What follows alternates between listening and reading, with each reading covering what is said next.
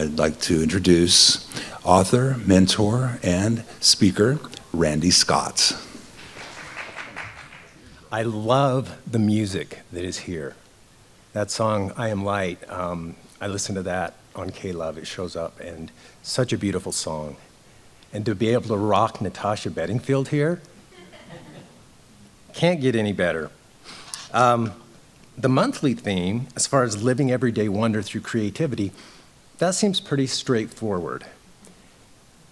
Now, say yes to the yes has had me perplexed.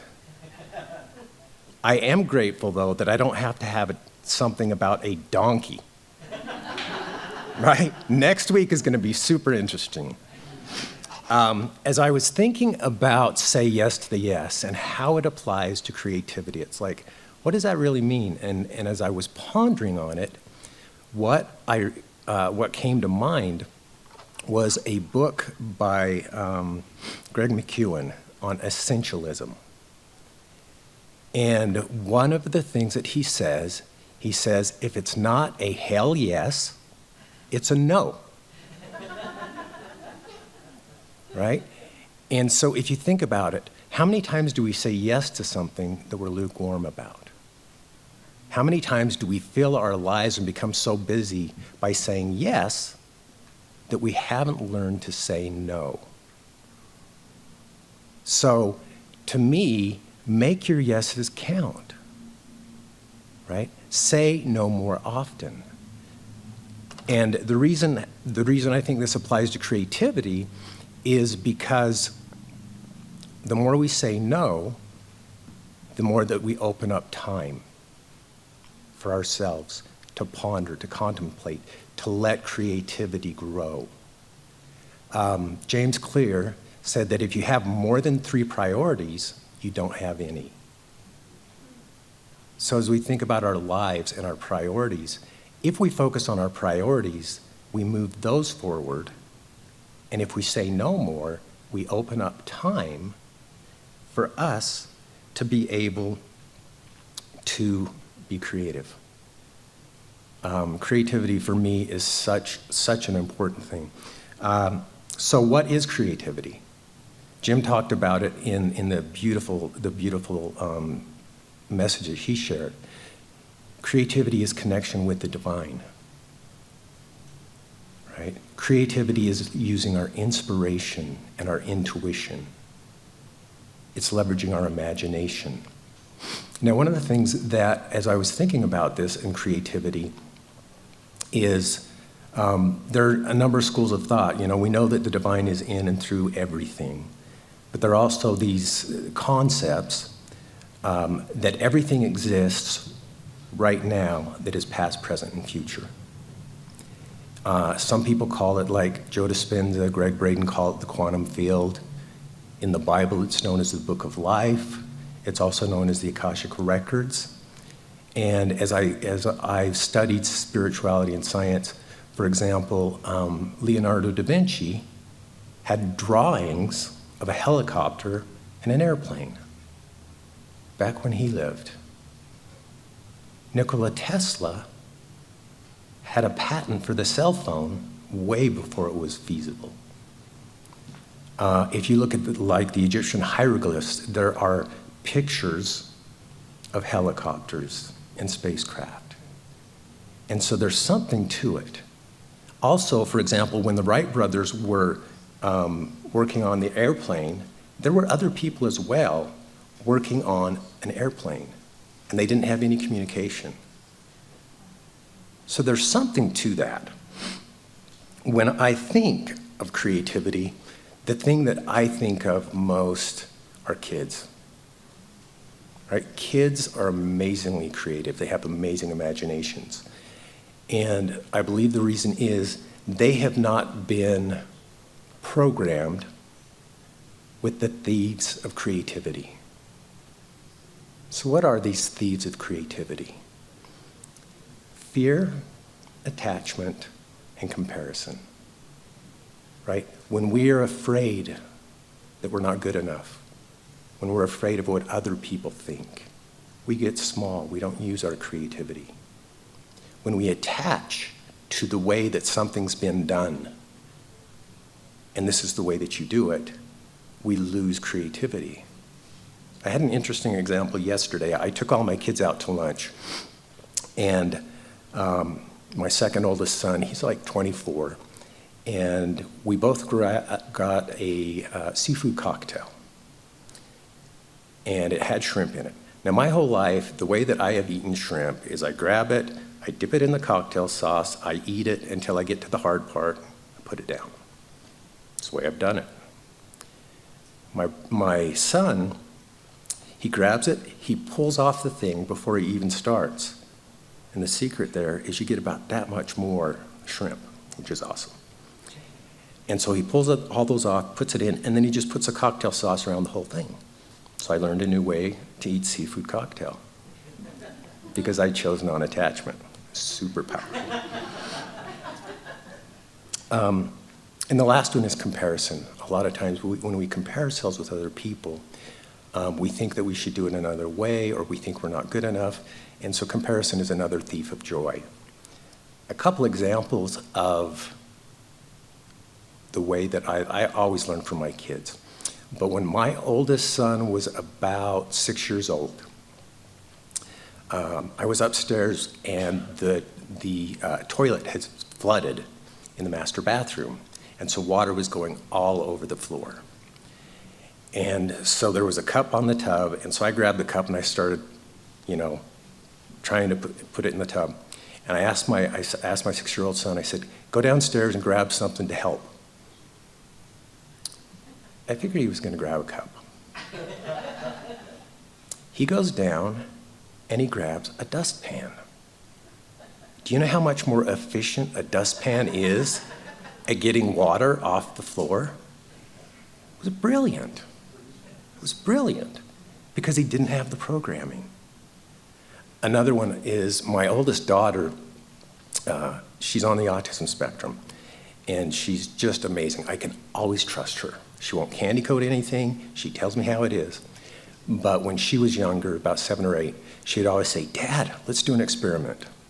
And that always meant she wanted to cook something. Spaghetti with chocolate syrup and crunched up potato chips? Okay.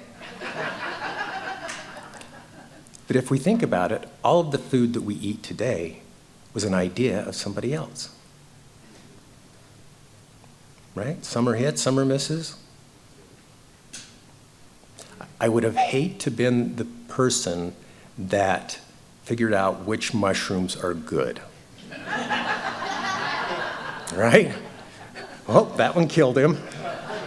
That one sent him out to outer space. Those are good. Okay. The Buddhists have a concept called Shoshin, and it means the beginner's mind. And it's something that I've practiced since I learned it, but it's taking the time to experience things, as it were, for the first time. And it's powerful because you're not attaching, oh, this is the way a grape tastes. This is the texture. This is when you try and experience it for the first time, because the first time for anything is always awesome.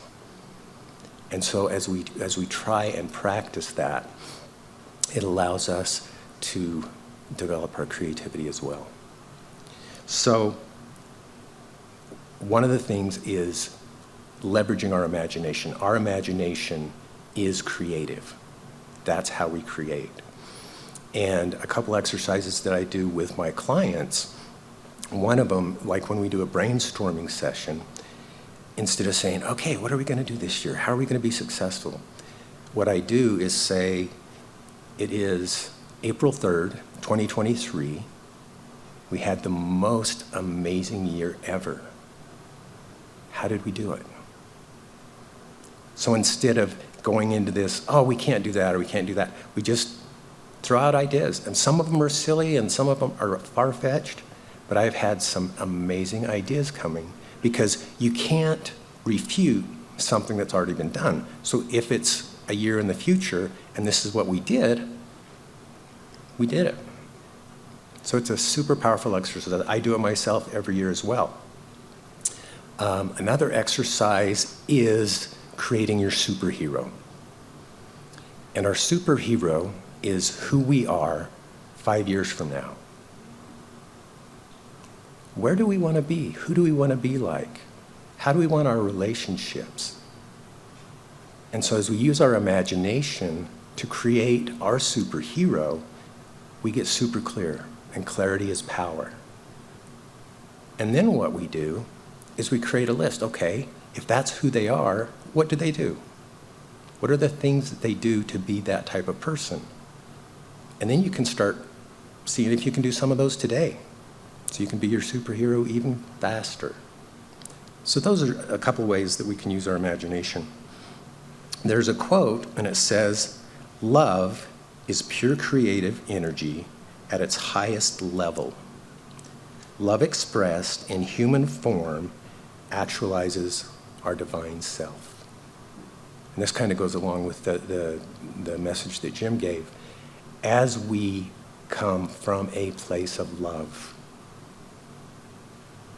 we express our divine self. Because fear is a really poor use of imagination. We think of the worst case scenarios, this is going to happen, and we make ourselves small. When we come from a place of love and express ourselves as divine, that's how we express our creativity.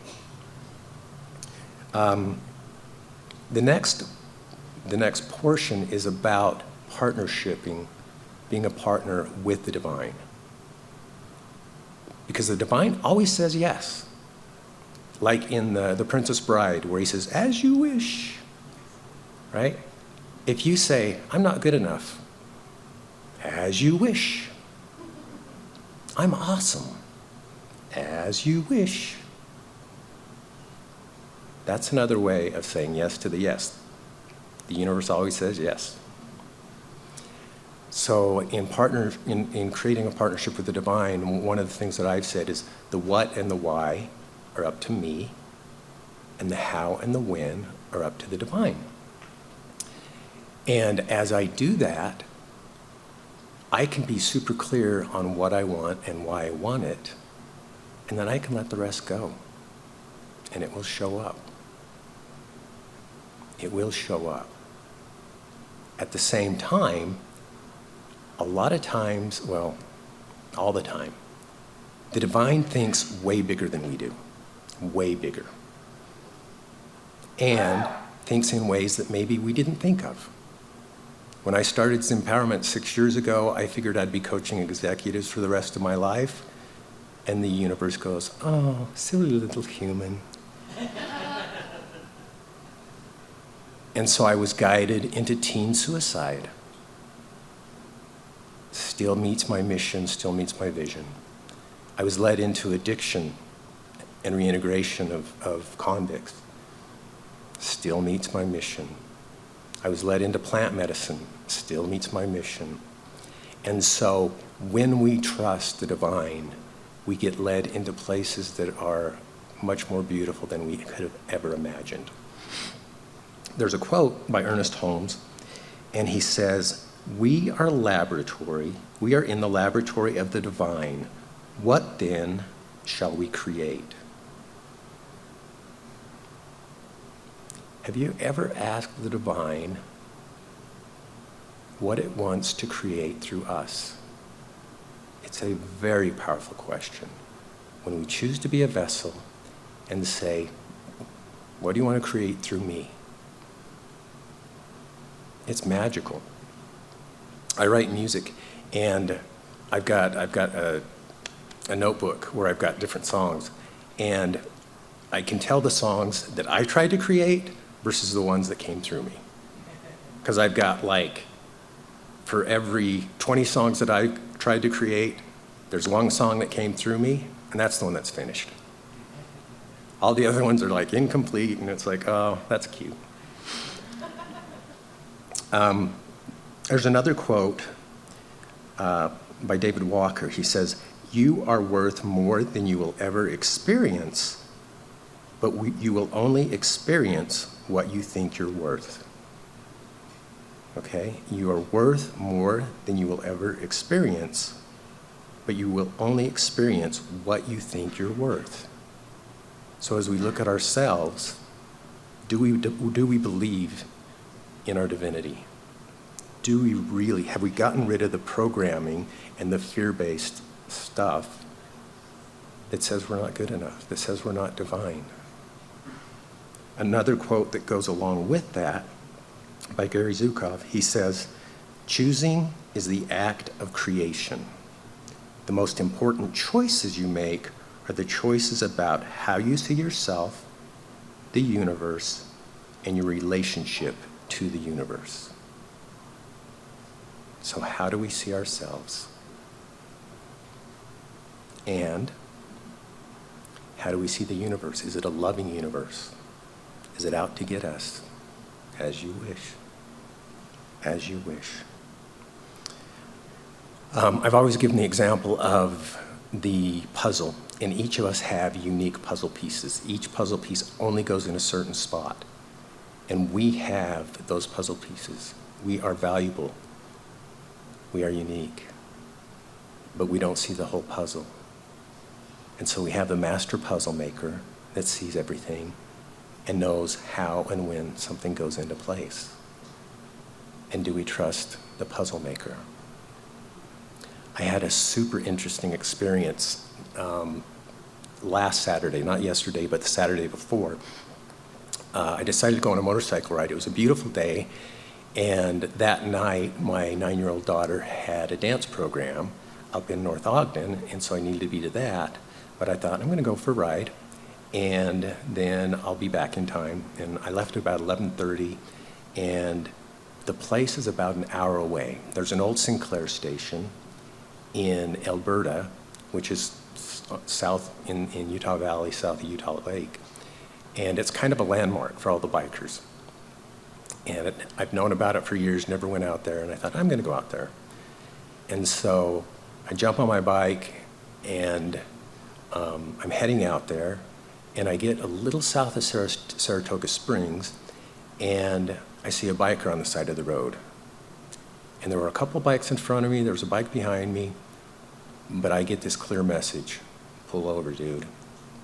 So I pull over and said, hey, what's going on? Is there anything I can do? And this guy's a bike mechanic, and he was about 5 miles from his house. He was just testing out what he was doing with the bike, and he got a flat tire. And he left his cell phone at home. And so I said, hey, dude, take my phone, go ahead and make some calls. And so he calls his wife, and she doesn't pick up. And he texts her, and there's no answer. And I said, hey, I can give you a ride over there. And he's like, don't want to leave the bike. If I leave the bike, there have been a lot of bike thefts because bikes are alone. I said, that makes sense. And so we sat there and talked for 10 or 15 minutes. He says, let me just text her, let her know where I'm at, and you can go on your way. I said, cool. So he texts her, I jump on the bike, I go out to the Sinclair station. There are about 12 bikers out there, so I sit and talk for a while, have a good time. And then I'm heading back. And normally my bike gets 130 to 140 miles for a tank. And at 123.3 miles, I ran out of gas. Now, and this was like in the middle of nowhere, on the west side of Utah Lake. Now, in all my 55 years, I have never run out of gas. Not in a car, not in a bike, not in an airplane. I have never run out of gas, and I run out of gas. And so whenever something like that happens, I always ask myself 2 questions. How is this perfect, and what do I get to learn? So I'm on the side of the road, there's a fence, like a barbed wire fence, and then there's the lake and the mountain, and I'm sitting there, and I would have missed that, because when you're on a motorcycle, you really have to focus, and you don't get the view as deeply. And so I'm sitting there, and the only people I know are like an hour to 2 hours away, and if I got them and they came, I would miss or be late for my daughter's dance program. And So I think, this is cool. And then I remembered that he had called his wife, and I had her number. So I called, and her name's Jamie. And I said, hey, did you get a hold of your husband? Did you get things taken care of? He said, yeah, we put it on the trailer. We got everything taken care of. And I said, can I talk to your husband? I said, hey, Jody, how'd you like to return a favor? Now, this was a good exercise for me because one of the things that I get to work on is being a better receiver, right? How many of us are like that, right? We love to give, but we're too independent, we're too prideful to ask for help. It's a good exercise. And so I said, hey, can you help me out, Joey? He says, absolutely. He says, I'll be right out. And so he calls about 10 minutes later. He said, hey, I just had a customer come, but my wife is already on her way. We'll get you taken care of. And so about 10 minutes later, Jamie showed up. She was with a guy named Santiago. All three of these are now good friends of mine. They help me out, and they say, we're going to just follow you and make sure you make it to the gas station. So they follow me. I get to the gas station. Everything's cool. I lived a miracle. I saw instant karma. All of us created a miracle. I was able to see my daughter's program, and I was grateful for that experience. Now, what if I hadn't listened? What if I hadn't pulled over? I would have been hosed, right? The last thing I wanted to talk about is just real quickly, what are the things that we can do? What are the tools that we can use to expand our creativity? One of them is journaling. Try journaling without editing yourself. Try journaling without editing yourself. We've been programmed and taught to edit ourselves. I used to do journaling, and it was like, don't want my great-grandchildren to know about that. Right? So now what I do is I journal for me. I have a password-protected doc that I use, and if I want to rant, I can rant. If I want to create, I create. And some of the most beautiful things have come from there, and some of the most healing things have come from there. Another tool is imagination and meditation, right? And so an example of that would be when you're thinking about your superhero. Spend some time, spend some imagination, be in a meditative state. What does that really look like? Another thing is practicing non-attachment. Try doing things different ways,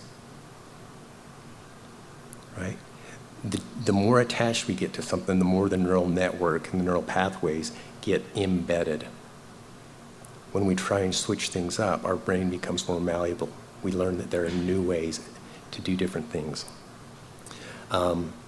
Another thing is treat life as a game, right? Treat life as a game. We're not getting out of here alive, guys, right? We take things way too seriously, right? When it's game over, it's game over. So enjoy it. Enjoy it. And then the last thing, the one thing that I've done for the last 20 years is life hacking.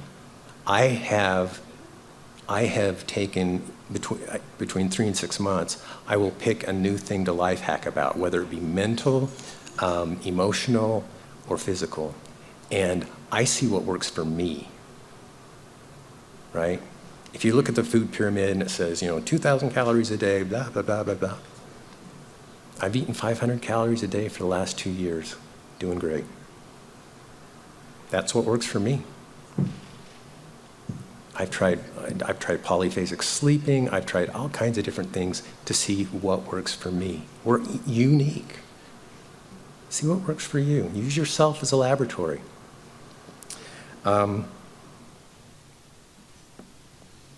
So in summary, what I'd like to do is kind of do a short meditation as we close. And I'd like for us to I'm going to ask 3 questions. So I'll ask a question and then just give a minute to see what shows up for you. Okay, so let's close our eyes. Let's take a few deep breaths.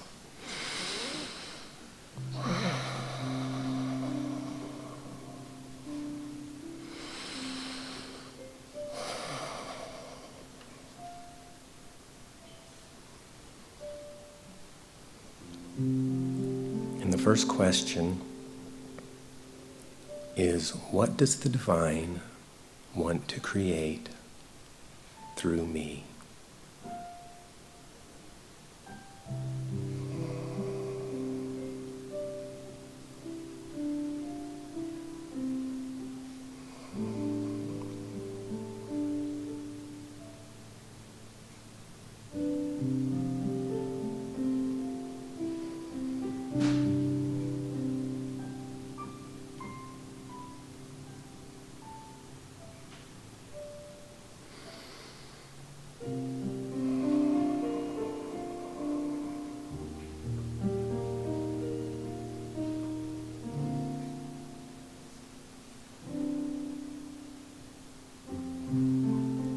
The next question is, how am I feeding my imagination and creativity?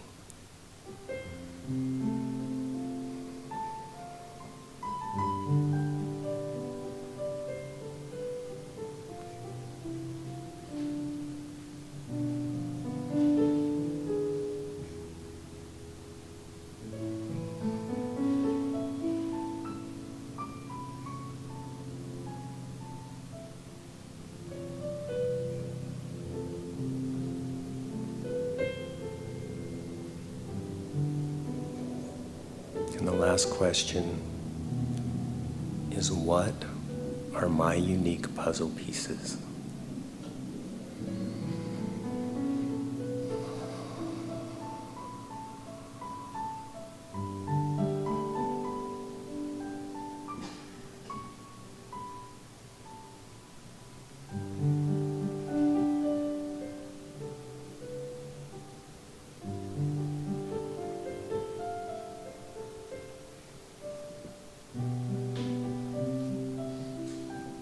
So as we close,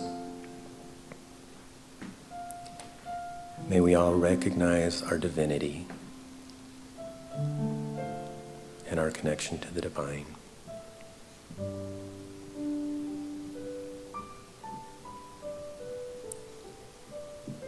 And we realize that we live in a world of creativity, where everything around us was an idea of someone that has gone before. And have gratitude for those that have chosen to create and express their creation, that we may enjoy that. As we go through our lives, may we learn what the important yeses are in our lives.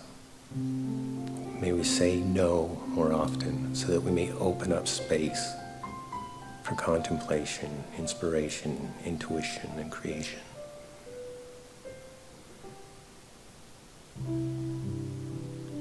May we recognize that we are always in partnership with the divine if we choose. And the divine will always say yes.